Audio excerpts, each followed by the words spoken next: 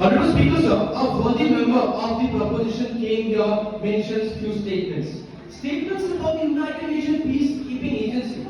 No, but the honorable member of the proposition failed to remember the moment when back to 2004 in the region of Rwanda, where sexual abuses were being made and allegations of such heinous crimes were made against the United Nations Peacekeeping Agency forces. It reminds me of a very important fact that the members of proposition are quite indulged in their own statement. They have blindfolded into their own arguments. A warm greetings, honorable speakers, sir, and the August gathering. For certain cause today, I stand here strongly opposing the motion put forward by my fellow members of proposition.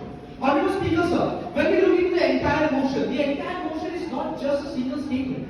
The entire motion revolves around three major concepts, and without understanding those three major concepts, the debate cannot run. When we look into the very statement of the motion, the very initial part is the United Nations. So what's actually the United Nations? And United Nations is a global international organization which not only works on security and peacekeeping forces. Now, when we look into this perspective, we have to understand that the United Nations is further divided into multiple sectors.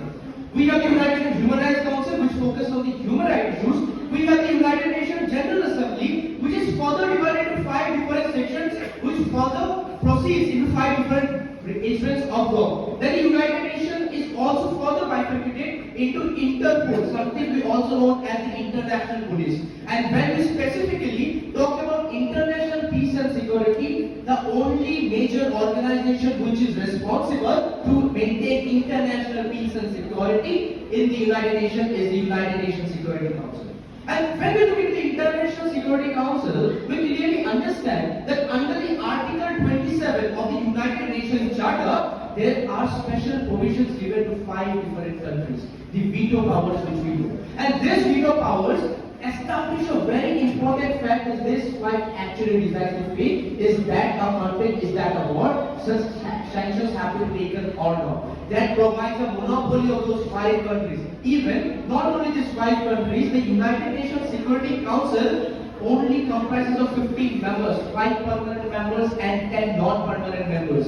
And only these 15 countries actually decide the fate of the entire world. For that particular reason, we have completely seen biasness over the years where multiple actions have to be taken. Even if we look for a very important thing, how the actually United Nations Security Council actually implements. The United Nations Security Council established peace and security using resolutions. Resolutions are passed in the United Nations Security Council and further actions are being taken. But when we look into the Security Council Resolution 2270, which clearly implements that Israel have to withdraw from the regions in the region of the Middle East, we have been clearly seen the United States of America just vetoed the entire power, and that comes to a fact that even the United Nations Security Council resolutions are not taken. Even a very important line, a very important keyword is the word maintain. Now, when we look into the term maintain, we have to understand. I quite remember a moment. I got 80% marks in my class 10th examination. Then 2 years later, when I was in my class 12th examination, I again got 80% marks. And then my teacher told me that, Jananja, you have successfully maintained your score. Now, when we use the word maintain, we have to see a starting point and an ending point. But here, the members of the proposition have clearly failed in highlighting what is the end and what is the starting point. Is that the starting point where the actually United Nations was being formed? Is that the starting point where the exact international forms were having highlighted? And finally, respecting the constraint of time, I would like to end my statements of arguments with just a similar note. And hypothetically, if a chameleon would have been present, by hearing to the changing statements of the members of the proposition, the chameleon would have felt insecure about his opinion. Because the statements of the members of proposition changes faster than a chameleon even changes his color, unquote. So with this, I rest my case, but definitely not my cause. Thank you, Honorable Speaker, sir. Thank you, all this